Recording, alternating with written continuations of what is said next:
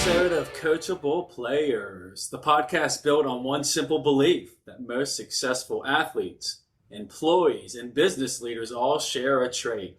They are coachable. Today's guest, Terrance Dennis, has experienced football from nearly every perspective imaginable. He was an outstanding high school player, earned the opportunity to play in college, developing the next generation of college football players while coaching and recruiting high school athletes. That journey from recruit to player to professional to coach to recruiter provides a unique perspective on what separates people who continue to grow from those who just plateau. Today, we'll talk about coachability, leadership, recruiting, and why success isn't just about talent. Welcome to the show, Terry. How we doing? What's going on, man? Good to be here. I'm doing good. I'm excited, man. This is really cool. I'm so glad my brother introduced me to you, and just on the phone call we had, you seem very energetic and just a positive dude to be around. So I'm excited about this. Try to be. Yes, awesome. So let's start at the beginning.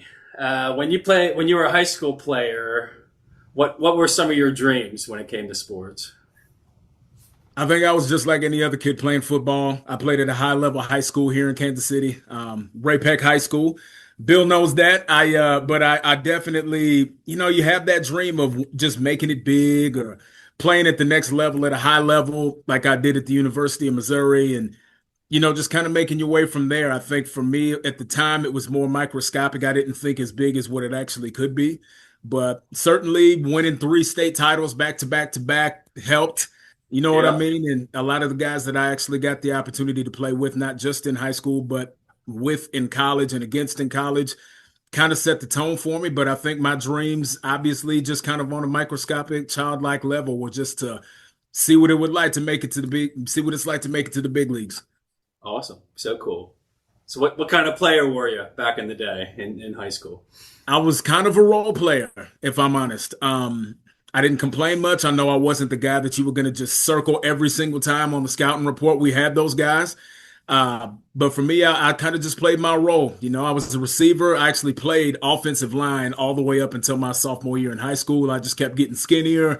Everybody that was supposed to play the position across from me and with me got bigger. And that's just kind of how the move to receiver happened. But kind of a role player, whatever it meant. I mean, I was our starting long snapper coming straight out the gate on the varsity. So I kind of just played my role, whether I was behind somebody or I wasn't the mainstream guy that you were looking for.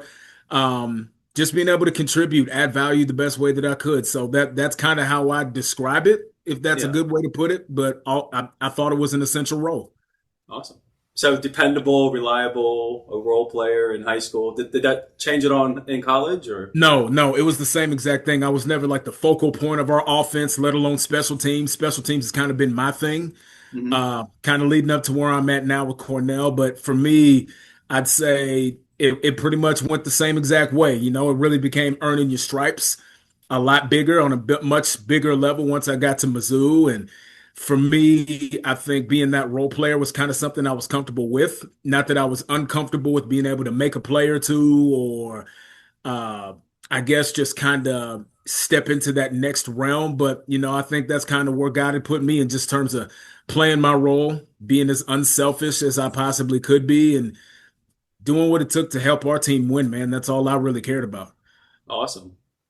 I mean, you sound very coachable. I mean, you went from line to receiver, do what the team needs to win. You sound, but looking back, did you view yourself as maybe a coachable person back then, going through that? I did, and for me, I didn't really give myself a choice. I had to be. I didn't try to buck up against the system. I didn't try to fight. Coachability for me, it was okay. This is what I need to do to be successful. Like the standard is what it is and it costs what it costs. Whatever cliche coaching phrase you want to put behind it. But for me, I kind of accepted my role and within accepting that role, didn't really care about percentages. There's like, hey, there's only a certain percentage of guys who ever get this opportunity or can go to the NFL or like all these that's not something I really cared about. Still don't when it comes to coaching. So I I guess kind of looking back, it was more or less me just understanding that my role actually did mean something, and I really wanted it to mean something. That's why when it comes to adding value and things of that nature, man, I just wanted to contribute, and that's it. Even if I wasn't the mainstream guy you were looking for. Awesome, so cool. Um, Also, looking back, was there a coach that was kind of served as a mentor or someone that kind of challenged you to bring the best out of you? I absolutely have. So, Dr. Pat Ivy, he's at the University of Louisville right now. Okay. He was our head strength coach at Mizzou. He played at Mizzou. He went on to play, I think, for the Packers, the Chargers. Had a little stint, but that guy, funny enough, we actually share the same exact birthday. Okay. But as a kid who walked on to a major BCS back at the time, major BCS school, uh, played my role, all those different things. Just from a developmental standpoint, that guy probably set the tone for me the most. I know I had other guys because I mean, Bill will tell you, man, I didn't have a pop. All my dads I thought were just basically my coaches.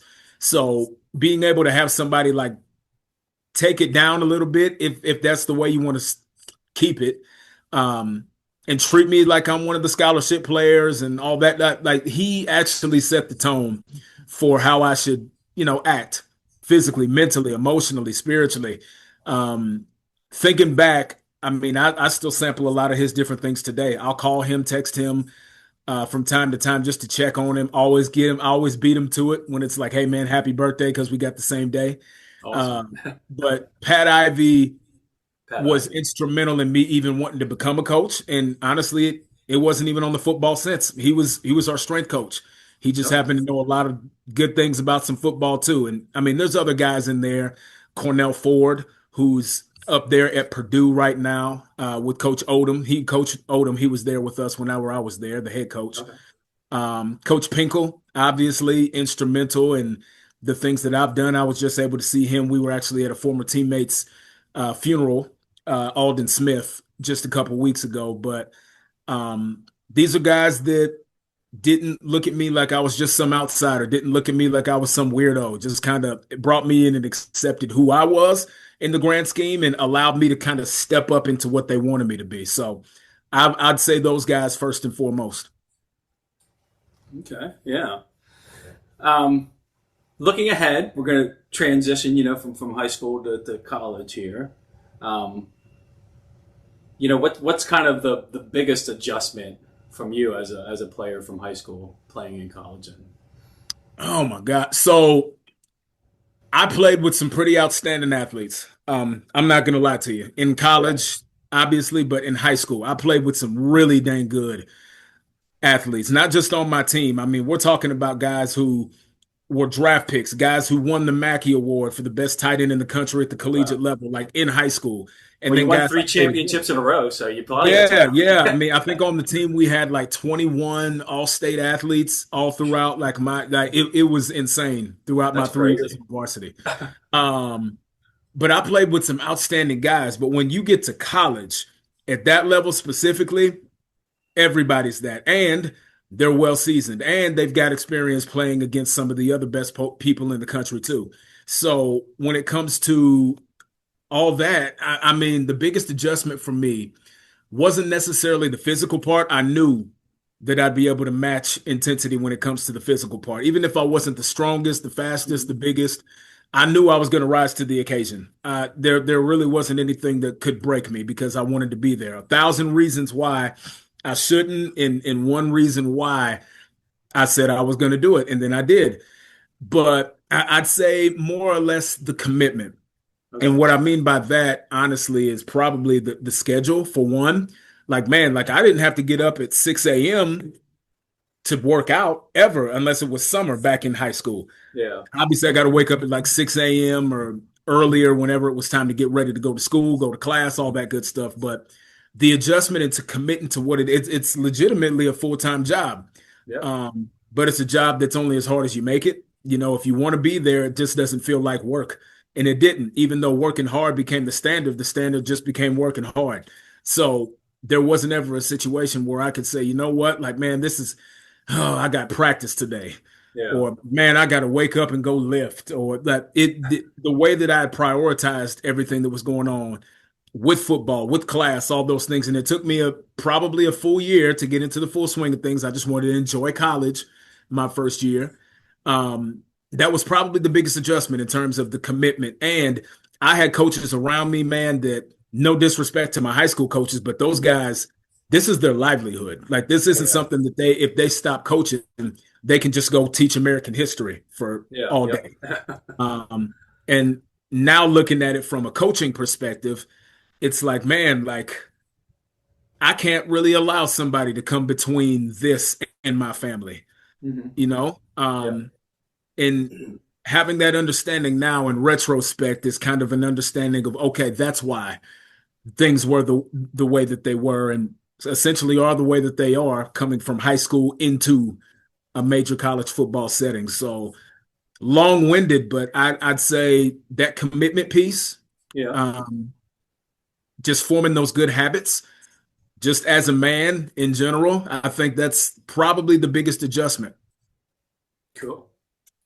Did you ever have like a welcome to college moment, whether at the practice field or during a game, just that one moment that hits you, like this Right isn't off the high bat. school? Right off the bat. Yeah.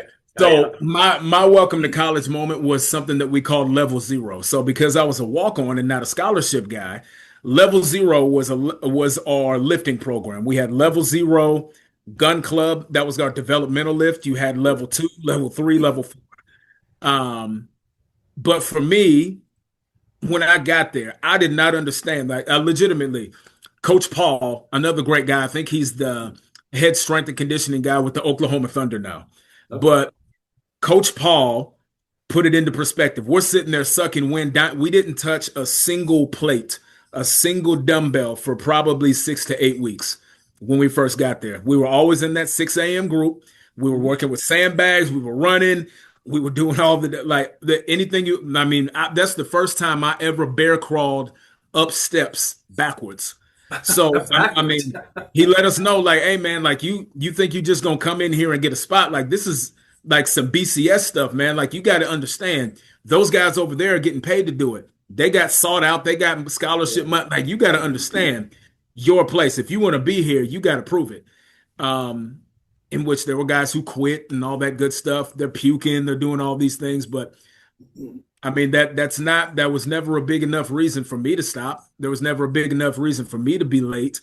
I mean, Yeah. legitimately, they told us like as a walk on, if you're late to one thing, I don't care what it is, it could be week one, week 11, whatever, you're gone. There's so many people right now that want to be in your spot.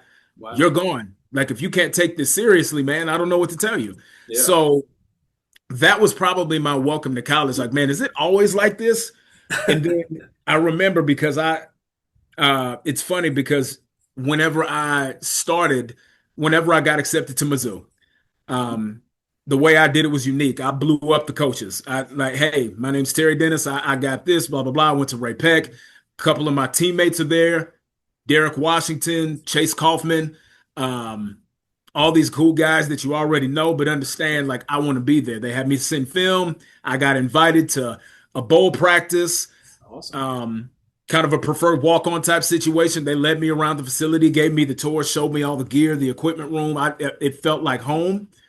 Um, and then when it came to summer, when everybody else was in training camp, I couldn't be there. I had to start the first day of school. So my mom ended up helping me pay for hotel rooms to go stay in Columbia, two Oh, hours wow. away, wake up, go to practice, and just sit there and watch. Oh, wow. Um, Awesome. like That's that's commitment. kind Yeah. of so that's how it was. But then I didn't take into account the massive size difference in these guys. Legitimately, whenever I got on campus, first day of school, even though I'd seen these guys practicing, I just kind of hung around the receivers, right? They're all Yeah. my size. But I got to campus to go to my classes, and I saw a guy by the name of Colin Brown, Okay. and he was the most massive individual I've ever seen. Colin was a good 6'8", 375 pounds. It wasn't fat either. Oh, man. And it was just him slow bopping, walking across the street down by Stankowski Field on campus. Yeah. And I'm like, there's no way all of these dudes are that size. So kind of a cluster right there at the beginning when I first started. But Okay. yeah, it was kind of, it wasn't even a hit. No one hit me yet. And I was like, Okay. okay, this is different. Yeah. That's awesome. It's a large boy you got there. Oh, Colin. yeah, he was gigantic. Oh man. So we're still staying at college, and you still have your player's hat on for this answer here. But Yeah. what in your eyes kind of separated the players who kept improving in college with the players that stopped developing and kind of plateaued? It's just how I think it's a level of comfort. For me, yes, the word is coachability. I Mm-hmm. mean, I honestly, the guys who were coachable and wanted to actually learn, the guys who didn't think that they made it. I played with first round draft picks all over the place, and those guys were still asking questions. Hey, coach, hey, did I do that right? And like they were susceptible to coach being able to ream them just a little bit. Like, hey, man, like, what do you do? Like, come on now. Like, I need more out of you. You're my number one guy, my number two guy. Yeah. Um, and they just took it in stride and they actually learned from it. So the guys who are actually able to learn from the coaching, the guys who actually didn't take it personal, the guys who didn't think that they plateaued or made it, or man, I'm going to the league. So what do I need to listen to you for? The guys who actually had a why that was deeper than just, I've done my job, so now what? I think those are the guys that actually matured, not just in the weight room. I think it starts there a lot, but the guys who were mentally tough enough to take what they were being given in the situations they were put through and actually applying that. I think those are the guys who are probably the ones who improved. Yeah. Doing our pro player development at Mizzou. So essentially, Okay. guys who were training to go to the NFL, CFL, particularly NFL. Um, and it was a good class of guys too. There was a Yeah. good class of guys there that were working out, and I decided I'm going to do it. And I thought, you know what, I legitimately have a shot here. If it's not receiver, then long snapper, because that's what I did. So Yep. what ended up happening is I kept in contact with a couple of the scouts. This is the Cliff Note version. There was a lot Yeah. to it, but I kept in touch with the scouts.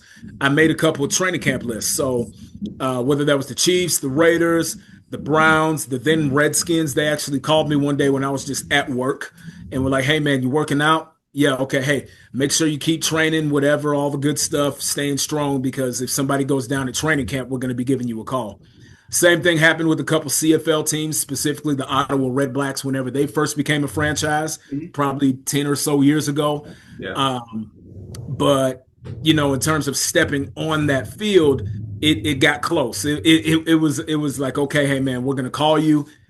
Somebody goes down, we'll have you on the list. What are you weighing now? Like what? Like all the different things. So I mean, I sat down with scouts, I sat down with coaches, I did all the good stuff, but ultimately, my professional career took me to playing arena ball, Okay. where I played 2 years.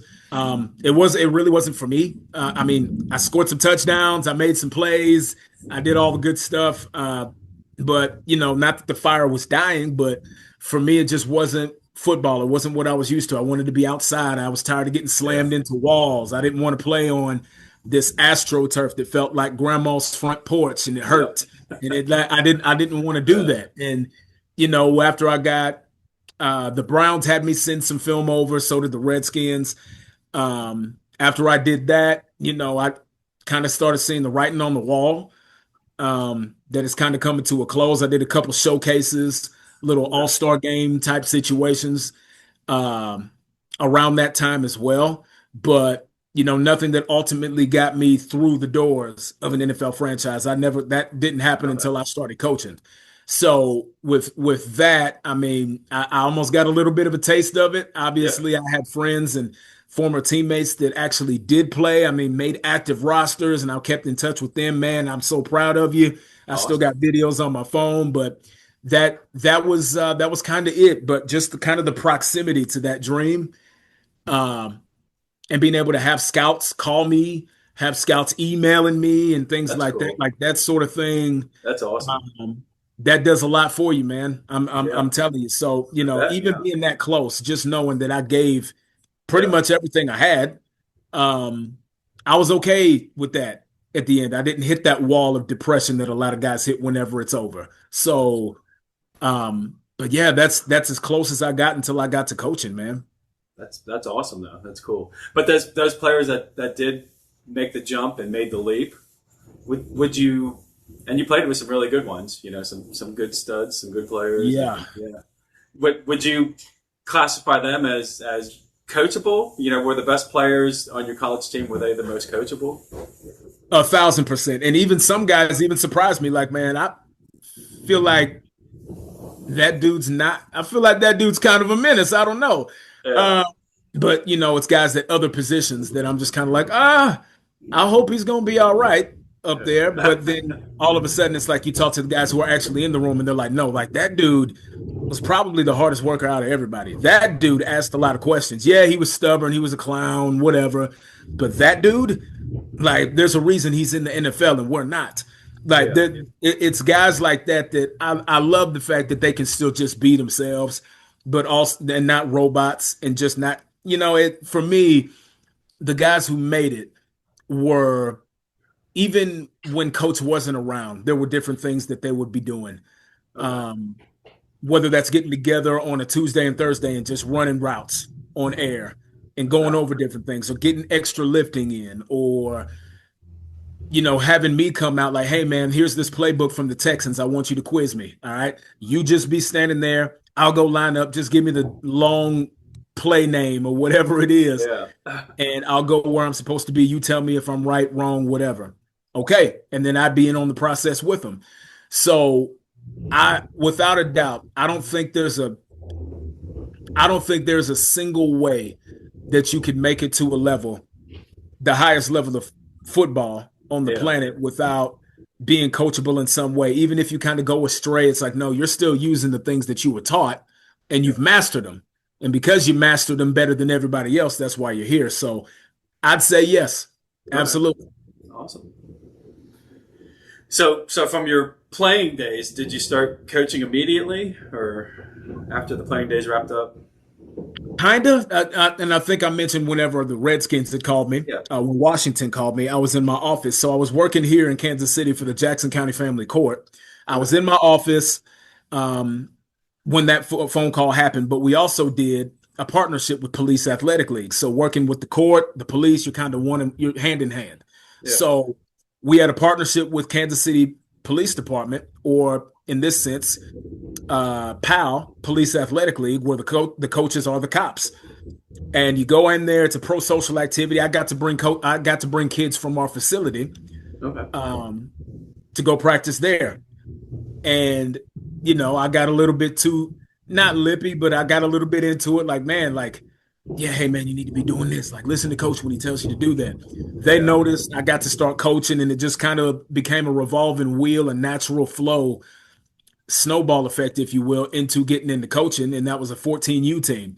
Okay. I did that for 2 seasons before I went on to middle school, then high school, then college. So Okay. it happened relatively quickly over a 6 year period, but Okay. um, it kind of snowballed into that. And it was right around the time that I was finishing up playing those indoor football seasons. Um, so everything kind of just happened in sort of a sequence. It was kind of Yeah. a conveyor belt of events that I didn't really have time to stop and just think. No. And being on the coaching side, kind of the opposite side, now Yeah. playing days are over, and now you're evaluating players instead of the one being evaluated. Has coaching changed the way that you think about recruiting and the way that you look at players now that you're a You coach? know, I didn't really understand the recruiting process. Um, all I knew was it was fun to get pulled out of class every day. Yeah. Somebody comes with that little pink slip, like, hey man, you got to go to the office. All right, I'll see y'all later. And then I'm in there just getting recruited, talking to these coaches from different schools at different levels, and thinking now like it is so much more than just seeing a player run downfield and Mhm. make plays. Um, I didn't really understand the importance of relationships between college coaches and high school coaches, because beyond just the football part of things, like, we're recruiting good people. Mhm. We legitimately look for things that you can't really teach on the football field. Okay, how does he treat the janitor? Yep. Is he getting good grades? Obviously, that's a big thing, specifically with an Ivy League school. Are there things that I need to know about? What's his family situation like? Does he have brothers and sisters? What are his parents like? Does he have a helicopter parent? Right? Like if I'm recruiting this kid, am I going to have to deal with dad every single day? Yeah. Is mama going to be blowing me up every single day saying, why is my baby not playing? Like all these different things factor into it, but character is one big thing that goes into this whole thing. And there's only so long you can actually pull the wool over someone's eyes. So talking to a high school coach is essentially our way of saying, okay, I've talked to the kid, but I want to talk to you because I'm going to be recruiting this kid. What do I need to know? What are some of the good things? What things should I watch out for? What do you think? Here's our program. Do you think from your aspect, do you think that he would factor in well at a place like this? So I think I had no clue how different recruiting would be as a coach. I thought it was just watch film, bring Yep. kid in, send an offer, and that's so far beyond not being the case. Yeah. Um, just like everything in life, first impressions are so important, and the way you come across right at the start is kind of important. But can you tell from a first conversation how someone's going to be, how a player is going to be? Yeah, and I think it has a lot to do with the conversation that you have. Like I can Yeah. set the tone for the conversation. It's not necessarily just small talk. Yeah. Um, but kind of as an example, even, I mean, if I'm bringing the kid in on a visit, obviously we've been having a conversation for a while. It's not just, hey, I want you Yep. to come in for a visit. Like if I don't think that this is going to be a good fit, I'm not going to waste your time, your resources, anything like that. But during a conversation, yeah, does he maintain eye contact? Little stuff like that. Like, does he talk with his hands? Is he kind of shy? Understanding, because if I get this kid on the field, I don't talk to every player the same. I know I can say this to this kid and it registers, but that kid over there is going to take it as disrespect and shut down, Yep. and it's just kind of a different cycle of communication. But just taking the coach hat off and just being a human being and setting the tone and not setting this kid up for failure, that's just it. I mean, if there was ever a situation, a college coach has a conversation with the kid, he goes back home, high school coach is like, man, how'd that conversation go with Coach TD? I mean, I don't know. We didn't really talk about much. He just kind of asked how I was. That's a Yeah. me issue. You know what I mean? I'm not going to rely on a 16 to 18-year-old kid to set the tone for a conversation that I hold the keys to Yep. at the end of the day. So, you can find out a lot in that first conversation in terms of what he values and what he's been taught and what he's willing to learn. Hmm. I was going to ask about body language and parents, and you kind of touched on that a little bit already. Little bit. Yeah, yeah. So, I mean, how much does body language play, and how much does it matter? I mean, we're talking about kids here. Yeah, I'm yeah, not. If a kid's throwing up gang signs and doing all this other stuff, and yeah, it's like okay, all right, pipe yeah, down. But in terms of actual body language, I mean, the body language I'm looking for is coming off film. I want to know whenever I'm looking at film, like, are you the kid who gets upset because you didn't get the football, or are you yeah, over here cussing out your coach, or are you pouting when things go wrong, and are you hyping up your teammates? Like all those different things. Are you kind of slouching? Like what? I want to know what that means. Are you a little bit too comfortable when a coach is offering you an opportunity? Are you kind of slouched in the chair, doing this, leaning on your hand? Are you in tune with the conversation? Are we making eye contact? There's different ways to be able to tell, but if you're just big man on campus and that's your whole idea, like I think you're missing the point of what college athletics is supposed to be. yeah, So obviously I need to know if you're going to be a good fit, but in terms of making you into a better man than when I found you, there's grace. But there's also things that per the level that you're going, there's things you're going to be dealing with differently at the Division 1 level than you are Division 2, Division 3. A yep, lot more exposure, a lot more different that can you handle that right off the bat? yeah, Because I mean, in terms of explaining things to you, your parents are your first teachers. I yep, hope you learned something there because I'm not necessarily here to be dad, yeah, relatively speaking, because people think I just sit around blowing a whistle and having fun throwing a football around all day. As a yeah, coach, man, your dad, your counselor, your big yep, brother, your yeah, football coach, your academic advisor, your professor. Like there's all these different things that people don't know, but Body language, there's things about that that can be taught. And again, that goes back to what I said about being mentally in tune, mentally Mhm. tough. Yeah. Yep. Absolutely. Yeah. And speaking of the dad and the parents, what kind of role do they play, and what kind of you mentioned helicopter parents. You're not looking for that, but kind of what are you looking for when it comes to the parents?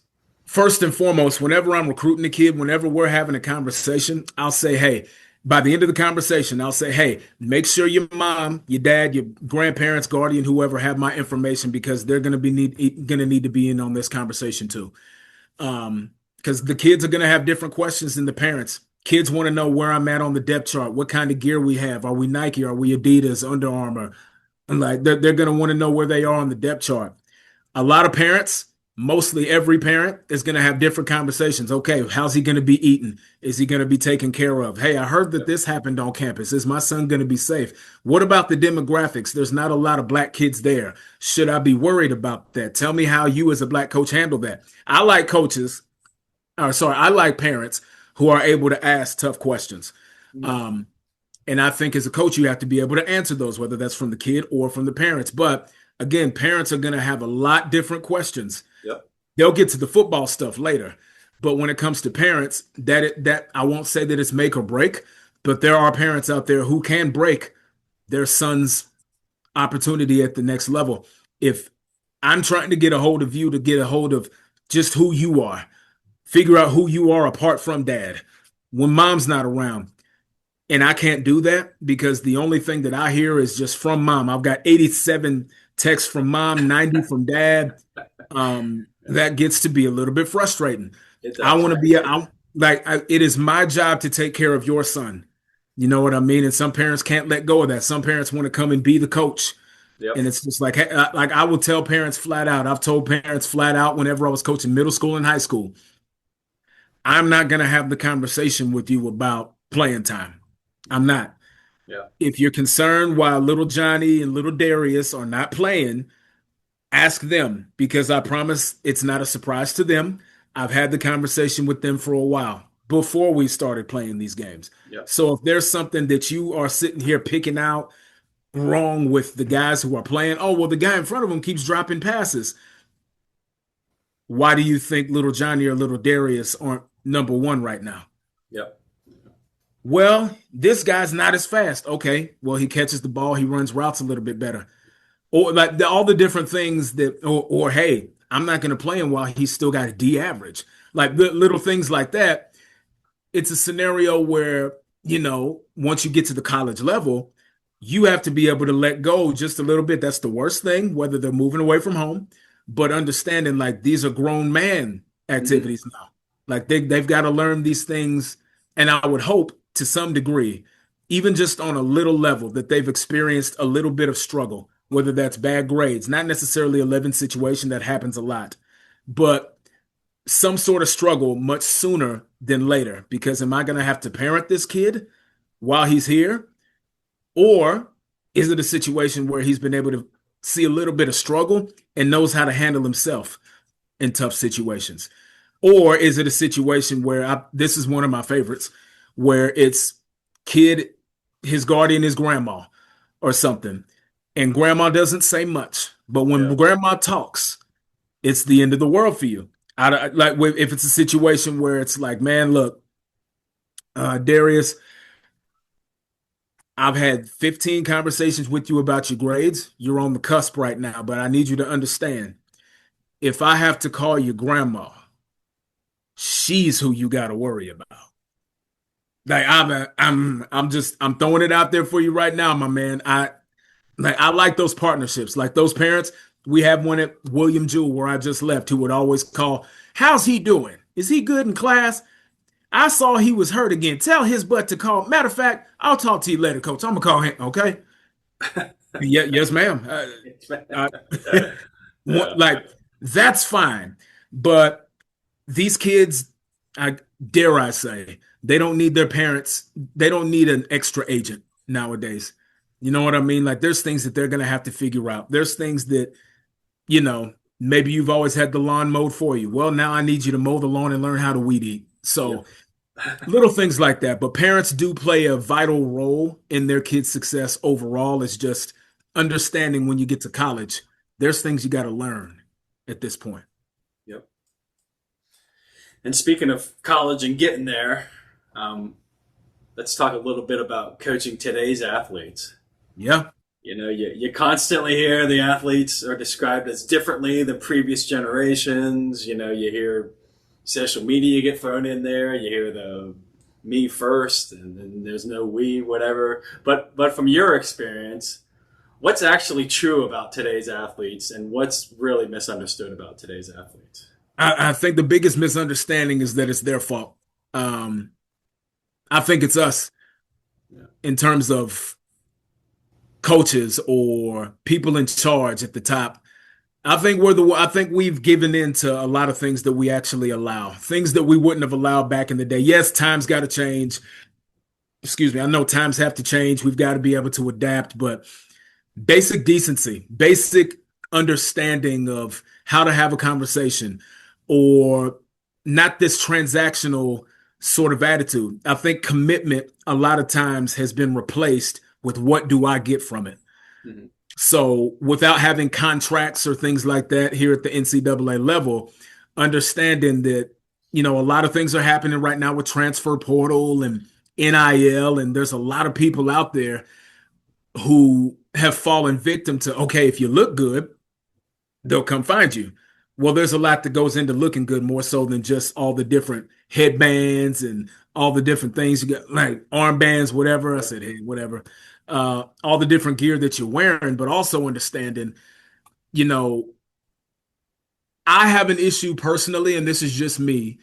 If I'm offering you the opportunity to continue playing the best sport on the planet, get a high class education, nothing above it, I have a problem with not taking it as disrespect when you say, okay, but how much money can you give me? Yeah. Um, and I don't deal with that right now. We don't deal with that typically at the Ivy League level, but I hear a lot of coaches saying it, and a lot of coaches have kind of had to accept it because there's not really a ton of regulation around it. Um, and don't get me wrong, I love the fact that players can get paid to play. I do. Mm-hmm.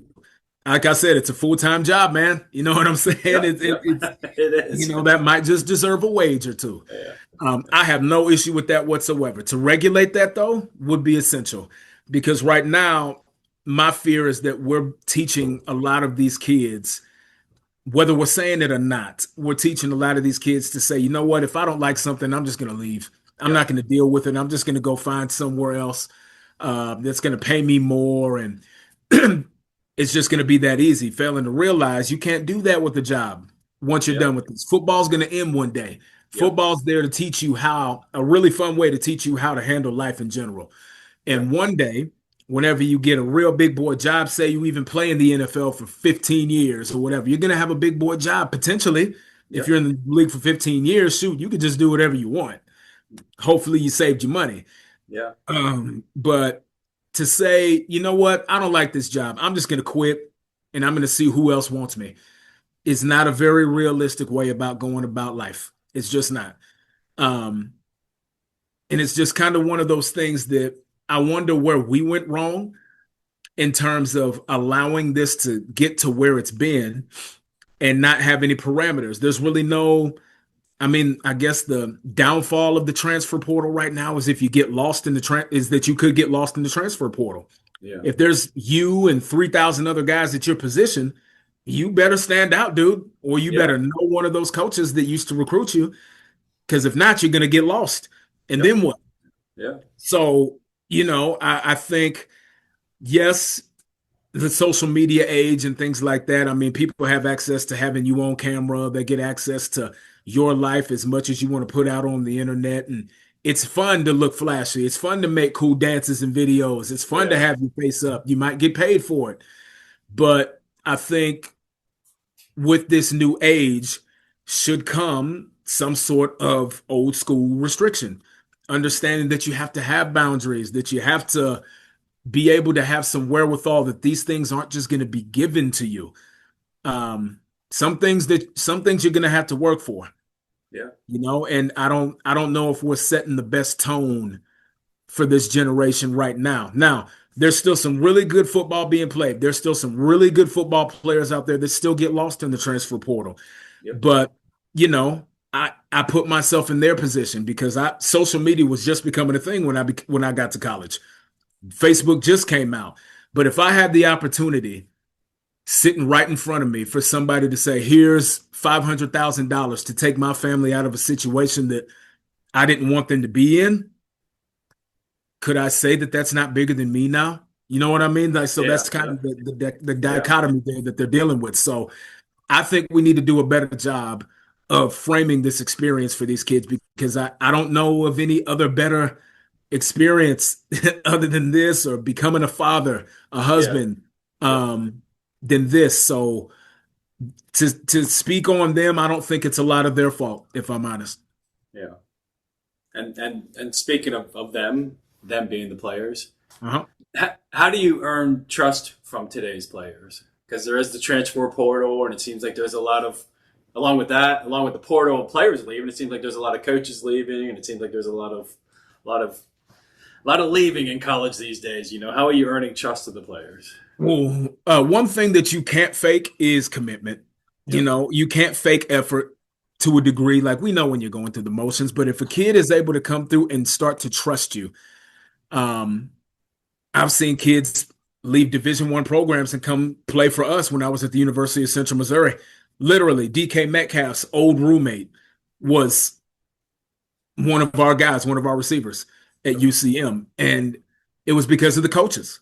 You know, they had a different experience when they came and met us. It wasn't just big old dog and pony show. Like we legitimately sat down, had conversations with them, and it wasn't just football related. Like it wasn't one of those, hey, how are we going to defeat cover two in this situation? What would you do? It's like, no, dude, like come walk with me. Come talk to me. All right, and it's putting them in situations where they can compete right there. Bowling or whatever. Like, okay, I kind of want to see how he does here. Let's just watch him compete against those guys for a little bit. Or just being a listening ear or one of those, I guess one of my favorites, whenever it's like, hey, mom, dad, grandma, you guys go over here, talk to the head coach real quick. All right, we're going to talk to you about kind of the meal plans, living situation, let you guys ask anything you want away from your kid. And then we get the kids over and it's just like, okay, what's really important to you when it comes to making a decision? Like your mom's not here, your dad's not here. Listen, you're the player. I'm the coach. What is it that I mean? Like I said, they're not here. Talk to me. That's what gets kids to trust you. And when it comes to being able to earn that respect from those players, it's typically when they have a relationship like that with you. I mean, probably people ask me all the time, and I apologize if I'm jumping forward. No. People ask me all the time, what's the greatest coaching achievement that you've had? And we've won conference championships and I've gotten to become a Division I coach and all the different things, man. But there was a kid that invited me to walk with him at his senior day. Oh, awesome. You know, Yeah. like with him, his fiance, his parents, his brother. And then he invited me to his wedding. Oh, so Like cool. it's Yeah. like that was probably the best part about it. I feel like I'm wasting my time and everyone else's if the only thing I'm known for is just being a coach. Yeah. And I know for me, even with the age of football and players and kids changing, the one constant thing that these kids have is they want to be coached. They want to be molded. They want to have an older male or a coach take the time to actually sit down and get to know them. Hmm. Talk to them like a person. Don't talk to them like everyone else that always wants something, an autograph or Yep. anything like that. But I find that even with everything changing, that right there is kind of what makes the kids stay, come to the program, want to do good like I find that that's probably the answer. I don't think that's changed along with what's been going on as of Yeah. late. Nice. Good stuff. Knowing that the portal's out there, and players might leave, does it change the way you handle mistakes and how do you balance accountability with encouragement, and kind of is there a different approach to the way you deal with players today's Yeah, players? and again, I mean, it's kind of a case by case basis. Like it's Yeah. not going to be the same. Obviously, we've got rules and standards. This is what your grades need to be. Yep. You have to pass this many hours every semester. Like there's standards, but um, there's also that other part where it's like some kids, benefit more from that tough love. Um, but also helping them understand. It's like whenever you used to get whoopings, and Yep. mom or dad or somebody sat there and was just, afterwards and pulled you in close and said, "Here's why."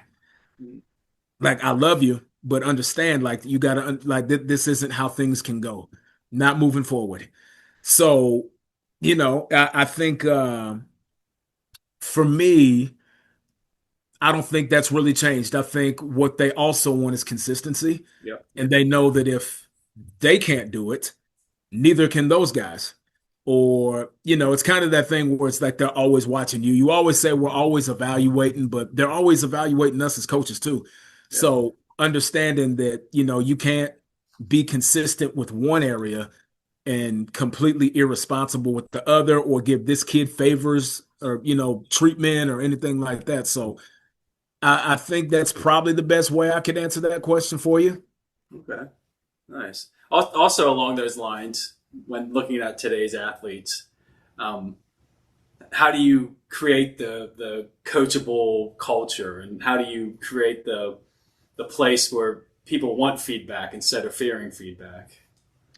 One big thing that I discovered very quick is, for one, they can't be afraid to make mistakes.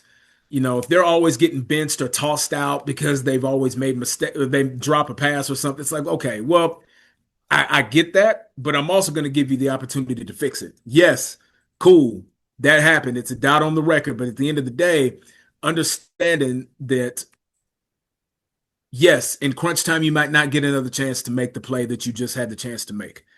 But we're at practice right now. This is where you're supposed to mess up. Feel empowered to make a mistake going 100 miles an hour, right?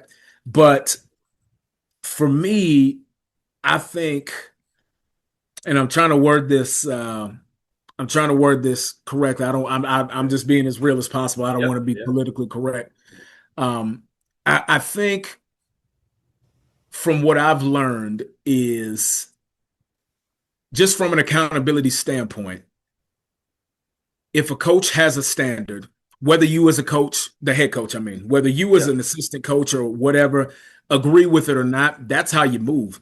If the coach says, "Hey, this is how we play, this is what we do, this is what we don't do, this is what we say, this is what we don't say," understanding that if coach says, I don't want a culture of guys around here who are cussing people out all the time and if coach is consistently cussing people out while saying that, you're losing credibility. And the accountability piece shouldn't be feared. Like, coach, like, you just cuss me out in front of everybody. Like, they have to be empowered to Yep. have those conversations. But it's like, coach, respectfully, like, you just cuss me out in front of everybody, and you've been telling us like we're not supposed to do that. Um, well within reason. Some coaches are just like, "Hey, this is the law," right? Um, but understanding that in some ways it's kind of a dictatorship, but it's a relationship that I'm pursuing as a coach. I didn't sign up just to win games, even though this is a results-based business. Yep. That's how they judge you on Saturdays. Um, but understanding that we have to move as coaches, as the leaders, from an organizational standpoint, having things ready for the guys, knowing, hey, before I walk in the room, this is what I have to have prepared, or it looks like I don't have any credibility. Mhm. Um, Essentially, allowing them to mess up and being able to model the behaviors and the things that we are portraying for them and helping them understand why. So I think for me, setting those values and adhering to those values is kind of the foundational level that you can build from when it comes to answering this. But I think I've seen from the very beginning that there shouldn't be a culture just based on fear. Mhm. Nice. I love it. Love the answer. Awesome. So on this podcast, we always say coachability doesn't end when the sport ends. It's a life skill, not a sports skill. And knowing that, your playing days are long gone. You're lucky enough you're still in the sport. You're still Yeah. coaching, still around players, still around football. But what has football as a player taught you when it comes to leadership? And It's how has it funny how helped you? you expect a lot of whether you're in football or not, it's funny how you expect the things that you were expected of you. Everything from timeliness to how things are done, how your day is structured. It's funny how now you almost expect those things, but now you don't have a coach to tell you. Now it's like, okay, no, you have to do it. You're the one who has to set the tone for your son's schedule and your daughter's schedule and your work schedule. Like you have to do that now. And you kind of have to hit that point where you kind of think back, like, okay, you know what? I want my life to look this way. This is how I'm going to structure it. That way I have ample amount of time to sit down, decompress at the end of the day, play with my kids, and just be, you know? Um, I think as a player, you got so used to a routine, Mhm. and a routine that worked because we saw a ton of success from it. But you get so used to a routine of things that honestly, man, like you value that. Like I said, in the same way that these kids value being coached, being talked to, I think once we leave the game, once we're done playing, just subconsciously start finding different ways to put ourselves in routines or put our kids through those same things, or not to relive it, but just to kind of give us that euphoric, just kind of, okay, like I feel good in this place whenever I can control, whether I can control it or not, where I can kind of control the things that are happening around me. But it starts with me. So Mhm. I think as a player, it's so ingrained in you, man, that you almost just seek it. You know what I mean? Like you almost just run towards accountability. You run toward, well, not all the time. Yeah. That's a different one, but you always you want to run to structure. You want to run to a system that works. You always kind of reference it. Um, you never really lose it, man, if I'm honest. Awesome. Yeah. Agree. Yeah. Okay. So coaching's been around a while. You talked about middle school, high school, and now college. Um, Years down the road, let's say you run into some former players, and they might forget the scores of games. They might forget the great plays they made or the great calls that you made to make them make that great play. But what's one thing you hope they never forget about the relationship and the connection that you have to them? I just hope they never forget the presence that I had when it came to, the good, and I guess in just their development in the way that they've learned. I hope they never forget the relationship we had. I hope they never forget, because me personally, like some of the coaches I mentioned, like I still sample a lot of the different things that they say, they do. Yeah. Um, Even the big old straw hat I wear, my receiver coach back in high school, Coach Merrill, like I rock that thing all the time. Nice. Um, I hope they never forget the attention to detail I had towards them becoming the men that they're supposed to be, that they're created to be.